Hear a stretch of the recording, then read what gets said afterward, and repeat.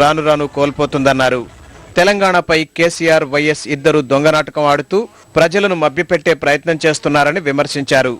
ఎప్పుడూ సెంటిమెంట్ పాట పాడే తెరాస ఎప్పుడైనా ప్రజా సమస్యలపై ఒక్క ఉద్యమమైనా చేసిందా అని బాబు ప్రశ్నించారు. టీఆర్ఎస్ ప్రజల మద్దతు కోల్పోయారు.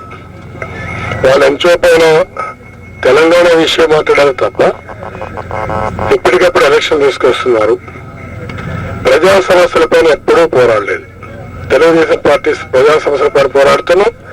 5 మెంబర్ కమిటీ వేశాం, అది కూడా చర్చిస్తారు. రాజశేఖర్ రెడ్డి అదే మాదిరిగా టీఆర్ఎస్ చంద్రశేఖర్ రావు దొంగాట్లాడుతున్నారు ఇద్దరు కలిసి. ఎల్లారెడ్డి, నాగిరెడ్డిపేటల్లో కొనసాగిన రోడ్ షోలో చంద్రబాబుకు ప్రజలు ఘన స్వాగతం పలికారు. రోడ్డుకి ఇరువైపులా ఉన్న ప్రజలను చూసి చంద్రబాబు ఉత్సాహంగా ప్రసంగించారు.